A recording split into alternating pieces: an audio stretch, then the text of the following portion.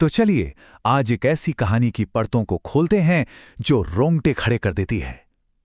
एक आदमी सुकून की तलाश में निकलता है, लेकिन उससे यह बिल्कुल नहीं पता था कि जिसे वो मंजिल समझ रहा है वहां तो एक सदियों पुराना खौफनाक रहस्य उसके इंतजार में बैठा है।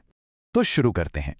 देखिए, ये कहानी उस क्लासिक आइडिया को लेती है कि शहर से दूर गांव में सुकून मिलता है, पर फिर उसे एक ऐसे अंधेरे, ऐसे खौफनाक मोड़ पर ले आती है जिसके बारे में किसी ने सोचा तक नहीं होगा।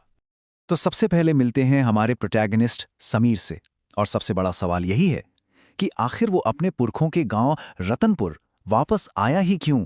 जवाब बड़ा सीधा सा है। समीर ना शहर के उस भागदौड़ भरी जिंदगी से बिल्कुल थक चुका था।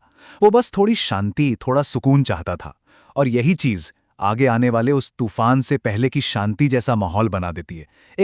एक उम्मीद सी जगती है। लेकिन रतनपुर कोई आम गांव नहीं है। ये वो जगह है जो सीधे समीर के परिवार के इतिहास से जुड़ी है, उसकी जड़ों से। और जानते हैं, यही बात आगे आने वाले डर को और भी ज्यादा पर्सनल और भी गहरा बना देती है। तो समीर गांव पहुंच जाता है, लेकिन जैसे ही वो कदम रखता है ना, वो सुकून का ख्याल धुंधलाने लगता है और कहानी में एक अजीब सी बेचैनी घुलना शुरू हो जाती है। यहां पर ना माहौल खुद एक कैरेक्टर बन जाता है। सोचिए, ढल रही शाम का वक्त, ना दिन ना रात, ऐसा वक्त जो अक्सर हमें जानी पहचानी दुनिया से उठाकर किसी अनजानी रहस्यमयी जगह पर लाकर छोड़ देता है। और ये है पहला रेड फ्लैग। उसका आना गांव वालों के लिए खुशी की खबर नहीं, बल्कि डर की वजह है। और ये घटना समीर को वहां पहुंचते ही बिल्कुल अकेला कर देती है, अलग थलग। और अब बाहर का डर उसके अपने घर, उसकी हवेली के अंदर घुस आता है, एक सुपरनैचुरल खतरे की तरह। क्योंकि वो जो ठंडक है ना, वो मौसम की नहीं है, वो किसी अनहोनी की मौजूदगी का एहसास है। तो अब कहानी अपने सबसे खौफनाक राज को सामने लाती है, और ये राज एक ऐसी आवाज के जरिए सामने आता है जिसका वहां होना नामुमकिन है। और यह कहानी एक सीधा सा सवाल पूछती है जो हमें भी समीर के साथ उस आवाज का पीछा करने पर मजबूर कर देता है।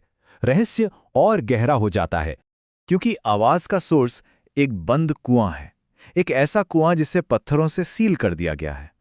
अब जरा सोचिए, एक जगह जो बरसों से बंद है, उसके अंदर से किसी के रोने की आवाज कैसे आ सकती है? ये चीज डर को एक बिल्कुल नए लेवल पर ले जाती है। इम्पॉसिबल लगता है सब। और फिर वो अल्फाज सुनिए, एक बच्ची की आवाज, एक मासूम सी पुकार। ये सुनकर ना डर और हमदर्दी दोनों एक साथ जागते हैं, और यही कॉम्बिनेशन इस पल को और भी ज्यादा, कहीं ज्यादा भयानक बना देता है। अब हम कहानी के क्लाइमैक्स पर पहुंचते हैं। यहां समीर एक हिम्मत भरा कदम उठाता है, लेकिन वो कदम उसे किसी रेस्क्यू की तरफ नहीं, बल्कि एक ऐसे खौफनाक सच की तरफ ले जाता है जो उसकी रियलिटी की समझ को ही हिलाकर रख देगा। देखिए, यहां हर एक स्टेप के साथ टेंशन बढ़ता जा रहा है। पहले समीर हिम्मत करता है, फिर जैसे ही वो अंदर झांकता है, आवाज एकदम से बंद। और ये जो खामोशी है ना, ये उस रोने की आवाज से भी ज्यादा डरावनी है। और फाइनली वो अपनी टॉर्च की रोशनी से उस अंधेरे राज को देखने की कोशिश करता है, तो अंदर किसी इंसान या पानी मिलने की जो उम्मीद थी वो टूट जाती है। उसकी जगह वहां क्या मिलता है? एक ऐसी चीज जिसका काम है सच दिखाना, जिसका काम है आईना दिखाना। एक पुराना टूटा हुआ आईना। और बस यही वो मोमेंट है जहां रियलिटी, हकीकत दो हिस्सों में टूट जाती है।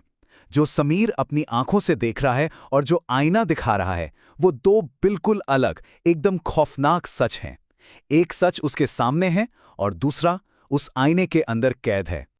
ठीक जब लगता है कि चलो शायद खतरा टल गया, तभी कहानी एक मॉडर्न ट्विस्ट लेती है। एक ऐसा मोड़ जो इस डर को और भी रियल और भी इनएस्केपेबल बना देता है, जिससे बचना नामुमकिन है। सोचिए जरा, एक सदियों पुरानी हवेली, एक सुपरनैचुरल घटना के ठीक बीच में फोन पर एक नोटिफिकेशन आता है। टेक्नोलॉजी का ये इंटरप्शन उस पुराने डर को और भी पावरफुल बना देता है। और ये एक सिंपल सी बात कंफर्म कर देती है कि कोई बाहरी, कोई अनदेखी ताकत अब सीधे सीधे समीर की दुनिया से, उसकी रियलिटी से खेल रही है। और यहां कहानी का असली खौफ सामने आता है कि खतरा सिर्फ कोई साया या कोई आवाज नहीं है। नहीं, ये एक ऐसी पावर है जो हकीकत को ही बदल सकती है। जो वक्त से आगे जाकर समीर को उसका अंजाम दिखा रही है। और कहानी हमें इसी आखिरी रोंगटे खड़े कर देने वाले सवाल के साथ छोड़ जाती है। एक ऐसा सवाल जो इस तरफ इशारा करता है कि शायद समीर की किस्मत तो उसके रतनपुर आने से भी बहुत पहले लिखी जा चुकी थी, और शायद वो उस हवेली में कभी अकेला था ही नहीं।